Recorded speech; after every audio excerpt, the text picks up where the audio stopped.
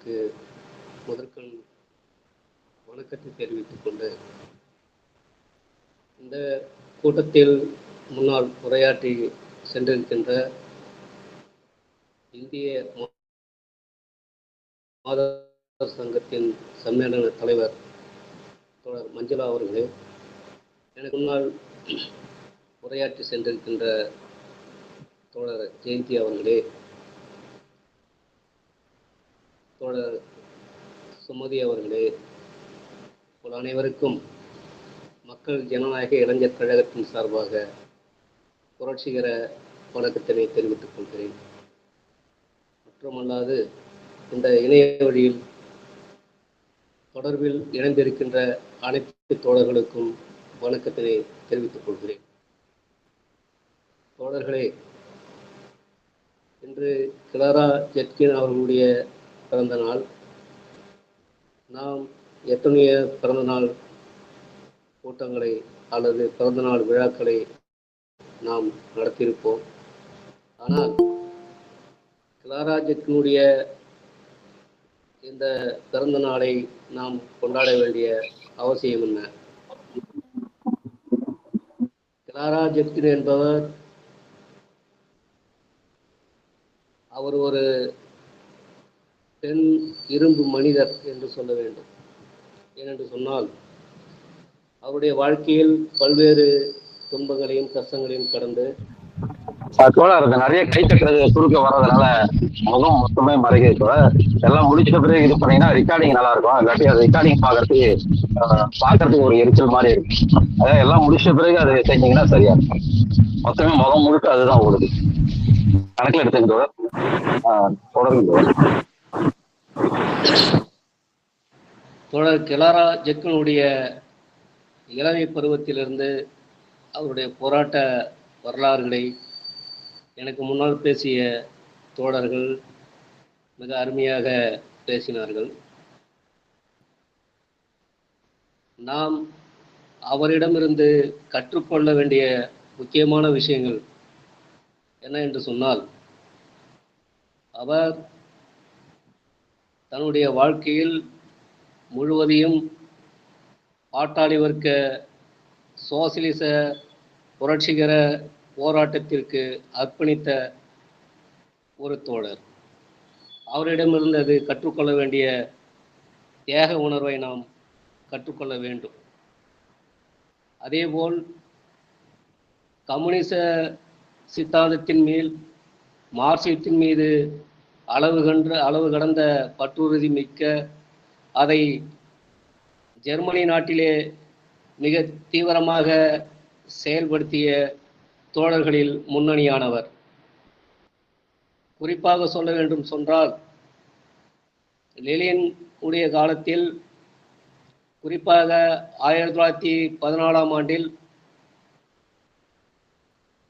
முதல் உலக போர் காலகட்டத்தில் ஏகாதிபத்தியங்கள் உலகத்தை மறுபங்கீடு செய்து கொள்வதற்காக யுத்தத்துக்கு தயாராகி கொண்டிருக்கிறார்கள்.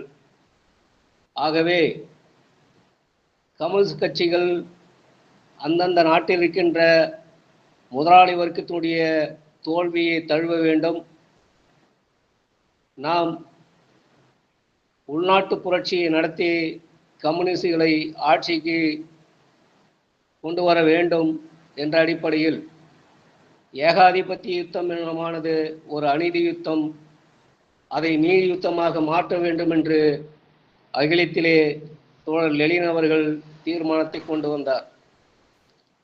அந்த தீர்மானத்தை அந்தந்த நாடுகளில் சென்ற கம்யூனிஸ்ட் கட்சிகள் செயல்படுத்தவில்லை. குறிப்பாக ஜெர்மனியிலே ஜெர்மன் கம்யூனிஸ்ட் கட்சி லெனினிய தீர்மானத்துக்கு எதிராக செயல்பட்டது.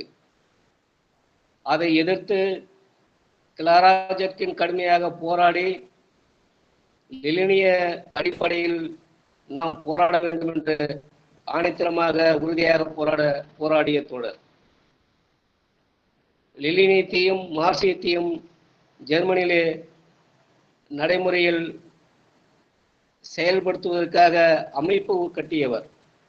அவரிடம் கற்றுக்கொள்ள வேண்டிய முக்கியமான விஷயம், தன்னுடைய நோக்கத்தையும் லட்சியத்தையும் நிறைவேற்ற வேண்டும் என்று சொன்னால் அதற்கான ஒரு அமைப்பு இல்லாமல், கட்சி இல்லாமல் அதை சாதிக்க முடியாது. அந்த வகையிலே ஜெர்மனியில் மாதர் சங்கம் கட்டியது மட்டுமல்ல, சமூக ஜனநாயக கட்சியோடு இணைந்து மார்க்சிய கொள்கையின் அடிப்படையிலே கட்சியை உருவாக்குவதில் பாடுபட்டவர். ஜெர்மனியில் மட்டுமல்லாமல் ஒரு உலக அளவிலான சர்வதேச மகளிர் சங்கத்தையும் மகளிர் மாநாட்டையும் நடத்தியவர். சர்வதேசிய கம்யூனிஸ்ட் கட்சி அகிலத்திலே 3வது அகிலம் வரையில் அவர்கள் செயல்பட்டவர். அந்த வகையில் கிளாரா ஜெட்கின் போற்றத்தக்கவர். அவரிடம் நாம் கற்றுக்கொள்ள நிறையாக இருக்கின்றது. ஆகவே அவர் பெண் விடுதலைக்காக மட்டுமல்ல, ஒரு சோசலிச சமுதாயத்தை படைப்பதற்காக உலகத்தில் உழைக்கும் மக்கள் தங்களுடைய அரசியல் அதிகாரத்தை மூலமாக தான் சுரண்டலிலிருந்து விடுபட முடியும் என்பதை அவர் ஆணித்தரமாக எடுத்து சொன்னார். மகளிர் அமைப்பு என்பது தோழர் ஜெயந்தி குறிப்பிட்டது போல, மகளிர் அமைப்பு என்பது முதலாளித்துவ அமைப்பு போல செயல்படக்கூடியதல்ல. அது பாட்டாளி வர்க்க ஆண் தோழர்களோடு இணைந்து அரசியல் அதிகாரத்திற்காக போராடும் போதுதான் பெண் விடுதலையும் அனைத்து விடுதலையும் சாதிக்க முடியும் என்ற கருத்தை முன்வைத்து ஒரு பாட்டாளி வர்க்க அடிப்படையில், கம்யூனிஸ்ட் அடிப்படையில் தன் வாழ்நாள் முழுவதும் போராடி உயிர் நீத்தவர். இளமை காலத்திலேயே தன் கணவனை இழந்த பிறகு கூட அதிலிருந்து அவர் சோர்வடையாமல், அவர் கணவர் இழந்த அதே மாதத்திலே நடந்த 2வது அகிலத்தினுடைய துவக்க உரையில் அவர் கலந்து கொண்டு பேசியிருக்கின்றார். இன்று ஆண் தோழர்களே அரசியலில் ஈடுபடுவதற்கு தயக்கம் காட்டுகின்ற ஒரு சூழல் இன்றைய முன்னேற்றமான சமூக நிலைமையில் கூட அதற்கு தயாராகாத ஒரு சூழ்நிலையில் 1853ஆம் ஆண்டுகளிலே அந்த 19ஆம் நூற்றாண்டிலே அவர் மிக தீவிரமாக செயல்பட்டு இந்த உழைக்கும் மக்களுக்காக, பாட்டாளி வர்க்க விடுதலைக்காக பாடுபட்டவர். அப்படிப்பட்ட தோழருடைய நினைவு நாளை சிந்தனம் இங்கே அதற்கான கூட்டத்தை ஏற்பாடு செய்வதில் வாழ்த்துக்களை சிந்தனத்துக்கு மீண்டும் ஒரு முறை சொல்லிக் கொள்கிறேன். அன்பார்ந்த தோழர்களே, இன்று மகளிருடைய விடுதலை, பெண் விடுதலை என்பது, அதை எப்படி சாதிப்பது? இன்று பெண்ணிய கருத்துகள், இன்று பெண்களுக்கான நிலைமைகள் என்ன? இன்று இந்தியாவில் பெண்களுடைய நிலைமை என்ன? இங்கே உண்மையில் மிகப்பெரிய ஒரு அடக்குமுறை, ஆணாதிக்க சமூகமாக இருக்கிறது என்பதை எந்த மாற்று கருத்தும் இல்லை. இங்கே பெண்கள் மீது நடத்தப்படுகின்ற ஒடுக்குமுறை பல்வேறு வகையிலே நடத்தப்படுகின்றது. அது பாலியல் ரீதியாகவும் பல்வேறு வகையிலும் பெண்கள் மீதான ஒடுக்குமுறை நடக்கிறது என்பது நாம் பார்க்க முடிகிறது. ஆனால் இந்த சமூக அமைப்பை மாற்றாமல் பெண்களுடைய விடுதலையை சாதிக்க முடியாது என்பதுதான் எனக்கு முன்னால் பேசிய தோழர்கள் எல்லாம் தெளிவாக அதை பேசினார்கள். இன்று சமூகத்தை முதலாளித்துவவாதிகள் எப்படி வர்க்க போராட்டத்தை திசை திருப்புவதற்காக பல்வேறு கருத்துக்களை முன்வைக்கிறார்களோ, அதேபோல் பெண் விடுதலைக்கும் பெண்களை ஏதோ ஆண்களிலிருந்து பிரித்து ஒரு தனி இயக்கமாக அல்லது பெண்களை தனியாக விடுதலை செய்வது என்ற கருத்தாக்கத்தை பெண்ணியவாதிகள் பேசுகிறார்கள். பெண்ணியவாதம் என்பது அது ஆரம்பத்திலிருந்து பல்வேறு நாடுகளில் இருக்கிறது, இங்கேயும் இருக்கிறது. ஆகவே பெண்களை இன்று முதலாளித்துவம் நிலப்பொறுப்புத்துவ ஒடுக்குமுறையிலிருந்து விடுவித்து அது முதலாளித்துவ தொழில் உற்பத்திக்கு அது அழைத்து வந்தது. அப்பொழுது அவர்கள் பெண் விடுதலை பற்றி பேசினார்கள். அவர்கள் பேசிய அந்த பெண் விடுதலை என்பது பெண்களை குறைந்த கூலிக்கு உழைப்பில் ஈடுபடுத்தி அவர்களுடைய உழைப்பை சுரண்டுவதற்காக அன்று முதலாளித்துவாதிகள் பெண்ணையும் பேசினார்கள். ஆனால் பெண்ணுடைய நிலை என்பது சமூகத்திலே சொத்துடைமை வர்க்கம் தோன்றிய பிறகு சமுதாயத்தில் செல்வகம் பெருக பெருக பெண்ணுக்கான உரிமைகளும் பெண்ணுக்கான இடமும் பின்னுக்கு தள்ளப்பட்டது என்று ஏங்கல்ஸ் குடும்பம் தனிச்சொத்து ஆகியவற்றின் தோற்றம் என்ற நூலிலே குறிப்பிடுகிறார். தாய்வழி சமூகமாக இருந்த சமூக வளர்ந்து அதன் பிறகு நில உடைமை சமுதாய கட்டத்தில் பெண்களுடைய நிலை எப்படி மாறி வந்தது என்று அந்த நூலிலே சொல்லுகிறார். காட்டு நிலை, குழுநிலை, ஒருதார மனமுறை என்று மாறி வந்த அதை கூட அது ஆண்கள் பெண்கள் மீது ஆதிக்கம் சிறந்த வழியில்தான் அது ஒருதார மனமுறையில் வந்தது என்று சொல்லுவார். அதன் பிறகு பெண்கள் இந்த சமுதாயத்திலே எப்படி கீழ்நிலைக்கு தள்ளப்பட்டார்கள் என்பதை ஐயே குறிப்பிடுவார். பெண்கள் தொழிலிருந்து எப்படி அவர்கள் தள்ளப்பட்டார்கள், பின்னுக்கு தள்ளப்பட்டார்கள் என்று குறிப்பிடுவார். ஆனால் முதலாளித்துவம் பெண்ணுக்கான உரிமை, சொத்து உரிமை போன்ற உழைக்கின்ற வேலைக்கு செல்லும் உரிமை போன்றவையெல்லாம் வழங்கியிருந்தாலும் அது பெண் விடுதலையை சாதிக்கவில்லை. இன்று வரையில் பெண்கள் ஒரு பொருளாக பார்க்கப்படுகிறார்கள். ஆகவே பெண்களுக்கு மாற வேண்டும் என்று சொன்னால் அவர்கள் தர்க்க போராட்டத்தில் ஒன்றிணைந்து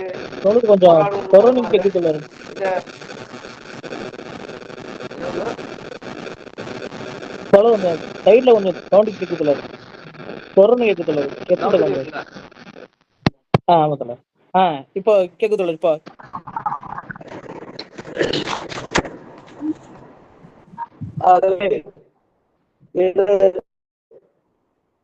முதலாளித்துவ சமூகம் ஏகாதிபத்தியமா வளர்ந்த பிறகு அது மேலும் மேலும் பெண்களை ஒரு பொருளாக கருதி, போக பொருளாக கருதி மேலும் ஒடுக்குமுறையில் தான் தள்ளிக் கொண்டிருக்கிறது. ஆகவே பெண்களுடைய விடுதலை என்பது சோசியலிச சமுதாயத்தில் தான் சாதிக்க முடியும். இந்தியாவிலே, தமிழ்நாட்டிலே பெண்களை பேசுவதில் சொல்வது போல, மஞ்சளாத்தோடு குறிப்பிட்டது போல, பெண்கள் குடும்பத்திலிருந்து விடுபட வேண்டும், அல்லது கர்ப்பப்பை எடுத்துவிட வேண்டும், குழந்தை பெறுவதன் மூலமாக தான் அடிமைப்படுத்தப்படுகிறாள் என்றெல்லாம் ஒரு அராஜகவாதம் இங்கு தமிழகத்திலே பெரியாரால் முன்வைக்கப்பட்டது. அதே போல் மனுசுரிமைதான் பெண்களை அடிமைப்படுத்துவதற்கான தத்துவங்களை படைத்தது. அதன் அடிப்படையிலே பெண்கள் அடிமைப்படுத்தப்பட்டார்கள் என்று சொல்லப்படுகிறது.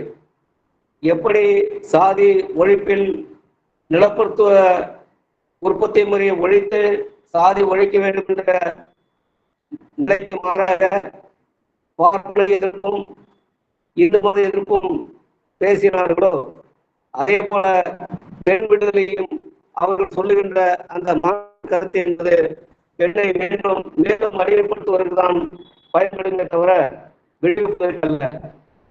ஆகவே இந்த சமூக அமைப்பிலே சுரண்டடிப்பதற்கு முதலாளித்துவ உற்பத்தி முறையும் ஆளும் இருக்க இது ஏகாதிபத்திய உற்பத்தி முறை எப்படி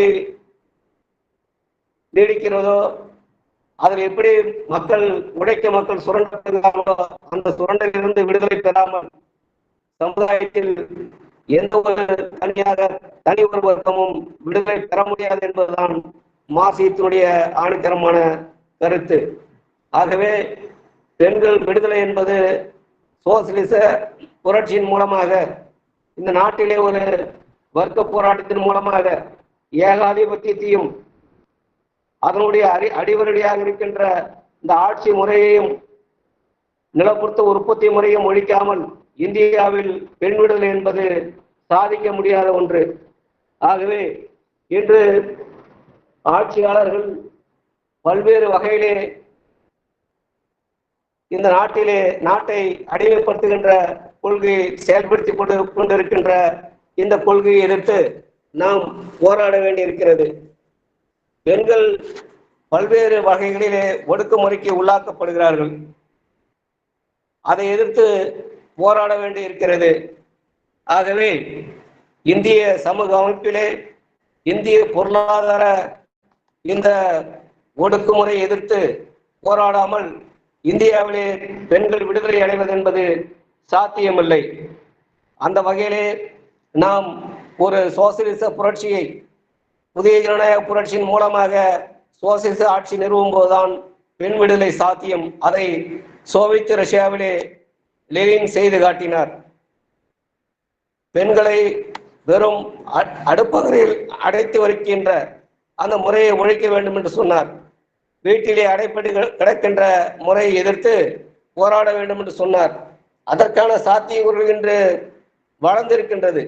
ஆன போதிலும் வெறும் அடுப்பகரை ஒழிப்பில் மட்டும் அடைவிடாது அனைவருக்கும் வேலை வாய்ப்பு உருவாக்க வேண்டும். அனைவருக்கும் வேலை வாய்ப்பு உருவாக்குவது மட்டுமல்லாமல் பெண்களை அந்த குடும்ப உழைப்பிலிருந்து விடுபட வைக்க வேண்டும்.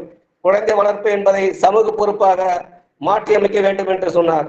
அதே போல குழந்தைக்கான கல்வி வழங்குவதும் சமூக பொறுப்பாக ஆக்கப்பட வேண்டும் என்று சொன்னார். குழந்தை வளர்ப்பு, கல்வி வழங்குவது உட்பட ஒரு சமுதாயத்தின் கடமையாக ஆக்கப்படும் போது அது தனி ஒரு பெண்ணுடைய வேலையாக இல்லாமல் மாற்றி அமைக்கப்படும். அப்படி அதை செய்ய வேண்டும் என்று சொன்னால் சமூகம் அது சுரண்டல் சமூகமாக இருக்கும் பொழுது சாத்தியமில்லை.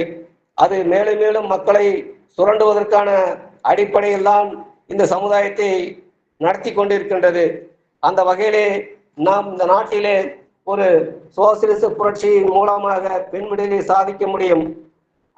அதற்கு தடையா இருக்கின்ற வர்க்கங்களை எதிர்த்து, அதற்கு தடையா இருக்கின்ற ஆட்சி முறையை எதிர்த்து போராடாமல் இதை சாதிக்க முடியாது.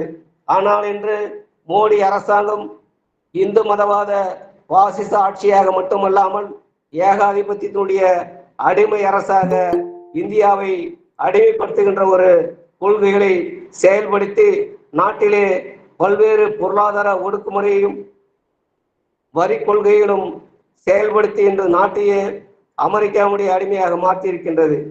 அதை எதிர்த்து போராடுகின்ற போராட்டங்களிலே, அதை எதிர்த்து வீழ்த்துகின்ற அமைப்பை உருவாக்குவதிலே நாம் இந்த விடுதலையை சாதிக்க முடியும்.